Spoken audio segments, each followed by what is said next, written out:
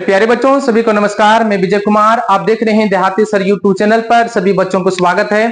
बच्चों मैं आपसे प्रॉमिस किया था, वादा किया था कि मैं एक फॉर्मल लेटर लेकर के आऊंगा और उस फॉर्मल लेटर में जो होते हैं बिल्कुल पॉइंट के साथ, यानी कि स्टेप बाय स्टेप किस प्रकार से लिखा जाता है लेटर, उसके बारे में मैं बताने का प्रयास करूंगा। जो मैं आपसे वादा किया था, आज मैं उस लेटर को लेकर के मैं आया हूं। यह लेटर आपके एग्जाम के लिए बहुत ही इंपॉर्टेंस है, आप ध्यान देंगे, बिल्कुल बहुत ही इंपॉर्टेंस है।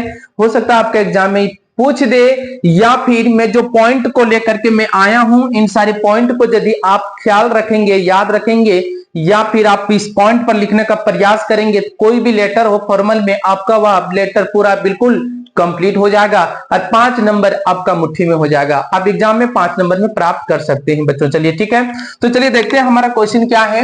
बोलता है राइट एन एप्लीकेशन। क्या बोलता है? एक एप्लीकेशन लिखें। बोलता है टू द हेडमास्टर, किसके पास लिखना है? प्रधानाचार्य के पास, हेडमास्टर के पास, ठीक है। ऑफ योर स्कूल, कहाँ का? स्कूल के पास, स्कूल प्रिंसिपल के पास, ठीक है। To make your book available in the school library. आप जानते हैं कि स्कूल में लाइब्रेरी होता है, उस स्कूल के लाइब्रेरी में उस पुस्तक को उपलब्ध कराने के लिए आपको क्या करना है? ये एप्लीकेशन लिखना है मेरे प्यारे बच्चों, ठीक है। तो चलिए सबसे पहले आप देखेंगे पहला पॉइंट क्या होता है। पहला पॉइंट देखिए होता है क्या? सेंडर एड्रेस, यानी कि सेंडर एड्रेस मतलब वो होता है जो पत्र को भेजने वाला होता है, ठीक है। जैसे आप भेजने वाले होंगे कहां पर? स्कूल प्रिंसिपल के पास, ठीक है। तो सेंडर एड्रेस, ठीक है। तो सेंडर एड्रेस में क्या होता है? सबसे पहले योर नेम, आपका नाम लिखाएगा जो भेजने वाले होंगे। बोलता है योर क्लास, आप किस क्लास में है वो लिखेंगे। बोलता है सेक्शन, आप कौन सा सेक्शन में पढ़ रहे हैं। उसके बाद जो होता है योर रोल नंबर, आपका रोल नंबर कितना है वो लिखेंगे। बोलता है योर स्कूल्स नेम, स्कूल्स का अपना विद्यालय का नाम लिखेंगे और उस दिन का डेट लिखेंगे, ठीक है बच्चों।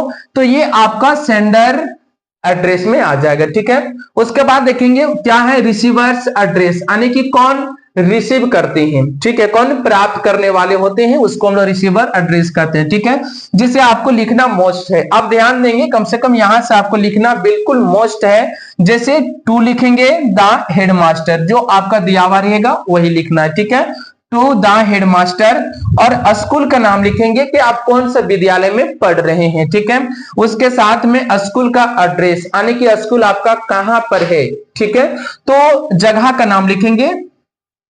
उसके बाद हम लोग लिखेंगे क्या? तीसरा पॉइंट में क्या आ जाता है? सब्जेक्ट लाइन, यानी कि जो आप लेटर लिख रहे हैं मतलब उसका विषय क्या है, लिखने का उसका विषय क्या है, तो आप विषय को लिखेंगे।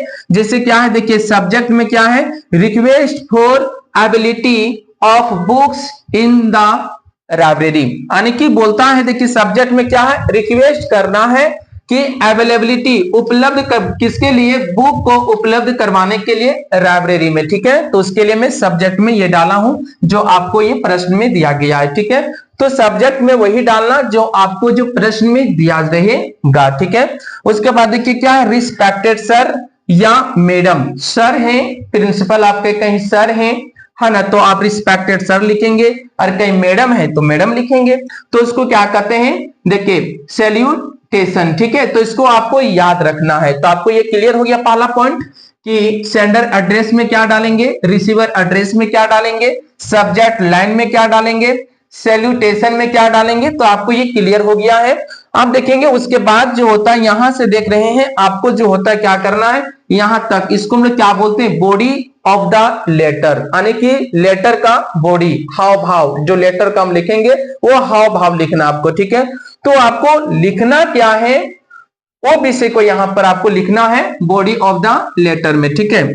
जैसे देखिए with due respect and humble submission, बोलता है देखेंगे कि सविनय निवेदन एवं विनम्र अनुरोध के साथ I beg to state that के साथ में I am studying in class 10th at your school, में आपके विद्यालय में क्लास 10th में पढ़ रहा हूं।